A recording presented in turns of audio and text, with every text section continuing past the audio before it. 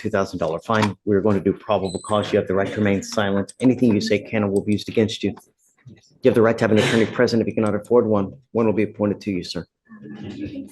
On September 6, 2024, officers observed the defendant's vehicle run a red light near 25200 Interstate Highway 10 in Harris County, Texas.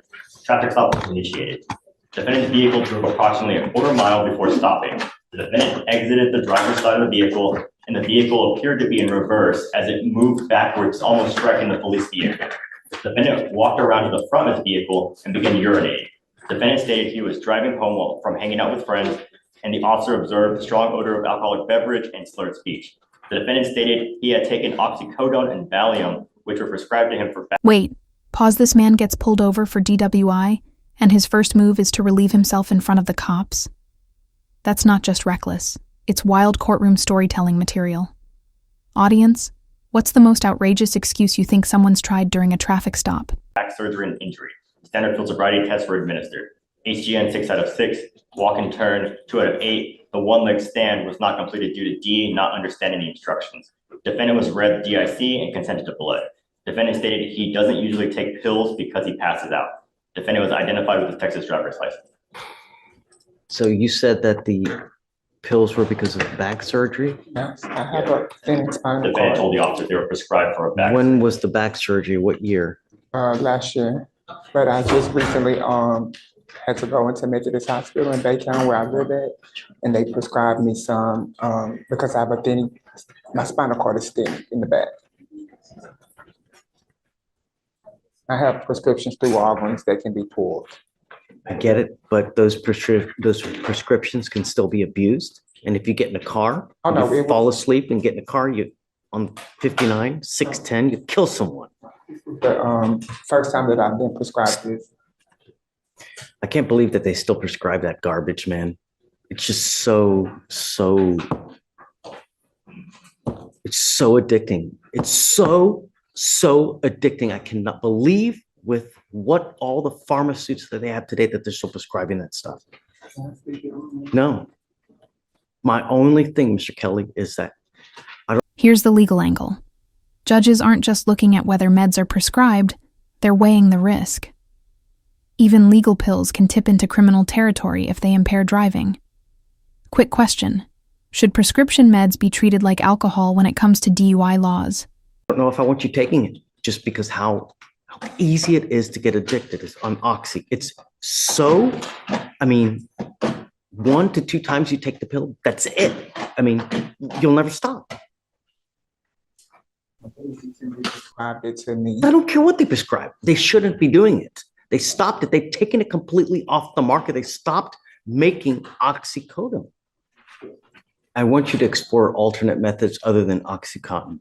Okay. Well, that's what I was trying to explain, Judge. They put me on it. I was originally doing pain management, and they had me on Norcos, hydrocodone, and they switched me from that when I went into Methodist Hospital recently with the back pain.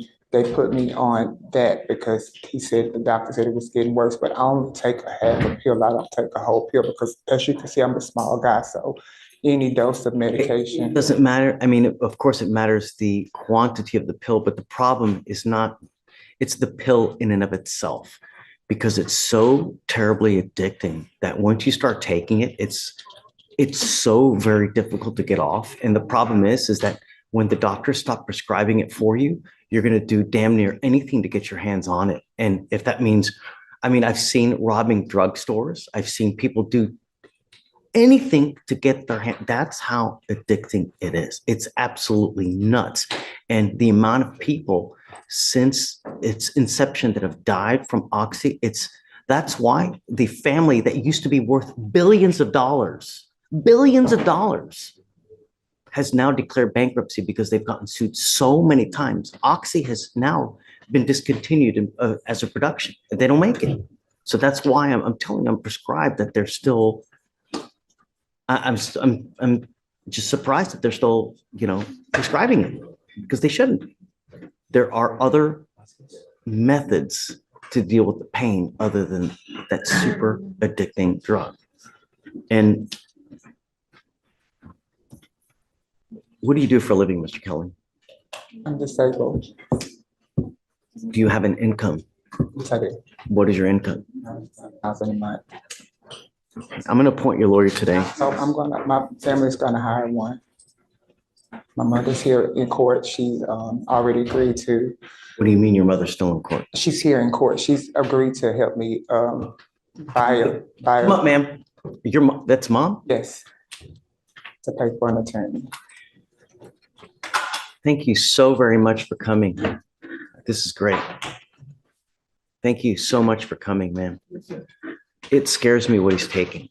It really, really scares me because the chance for abuse, it's 100%.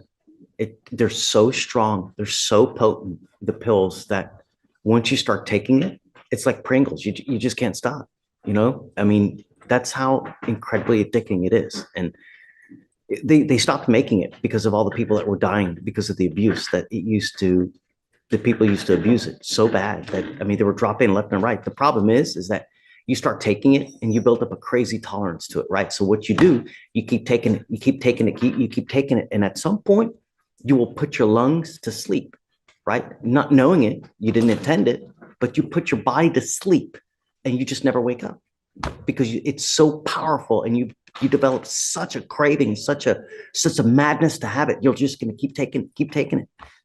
And you put yourself to sleep. I've seen it time and again, over and over and over. So this family that was worth billions is now bankrupt because I don't know how to go forward because I want him to stop and I don't want him to take it. But at some point, I also want him to be able to deal with the pain and the management of that pain. But there's got to be another way. He just recently went to Methodist Hospital because his blood pressure was high. And when the blood pressure go high, they know that he's in pain. So he has chronic pain, and when his blood pressure goes high, they know that he's in pain. He just recently went to Methodist. We live in Baytown. He just recently went there. Actually, the night after he got out of jail. We have to explore another way. Now I have to. I'm gonna test you like crazy. I'm telling you now. I'm going to test you like crazy. I see that you continue to take opiates. Well, I haven't taken it since the night that I was arrested. I haven't taken it anymore. So I can appoint you a lawyer today if you'd like me to do that, ma'am. No, we don't get one. Okay. Bassey. That's his first name. Bassey. What's his last name? No, that's fine. You know, if you want, like I said, I'm willing to give you a free lawyer today, or you can go hire one. It's up to you guys. But Mr. Kelly, do you have a Texas driver license? Do you have a liability insurance in your name? Yes, I do. Okay, can you run his license, please, for me? Yes, Your Honor. Okay. And I have the. I'm going to tell you, I don't know if I want you driving if you're taking Oxy. I'm going to tell you now because it scares me too much that you're going to abuse it and the same thing's going to happen that happened now. So if you're going to take it, I'm not going to let you drive. We have to help one another because I'm actually living with him because I have. Sometimes I'm going to the doctor myself next week because I've been kind of forgetting and feel like I need help. So we helping one another. He helps me a lot. I don't cook anymore, so he helps me cook, and we just kind of helping each other. So, Mr. Kelly, I'm ordering you not to consume alcohol, illegal drugs, unprescribed controlled medication. I want to know I'm going to put an ankle monitor on him so I know that he's not consuming alcohol, because if he's taking Oxy or That line hits hard. A car isn't just transportation, it's a weapon when you're impaired. This is the judge drawing a clear line. Protect the public first, sympathy second. Viewers, do you agree with that balance? Or should pain management patients get more leniency? taking any kind of painkillers like that, alcohol just makes it so crazy worse. I want to know at the minimum that you're not consuming alcohol. I'm going to put a monitor on your ankle so I know that you're not consuming. I'm going to pay for it for you, so it's nothing out of your pocket. But it scares me what you're doing. I'm telling you now, it scares me. And it scares me even more that you have access to a 4,000-pound projectile that if you fall asleep, you're going to kill someone. And that's what we don't want to happen. I don't want that blood on my hands. And it's just, Oxy's so powerful that even an eighth of a pill will intoxicate you. Get on finding a lawyer quick, because there's a lot of timing requirements with your license. Don't wait. If you are really going to hire a lawyer, you need to get on it quick. Don't wait, because you're only hurting yourself.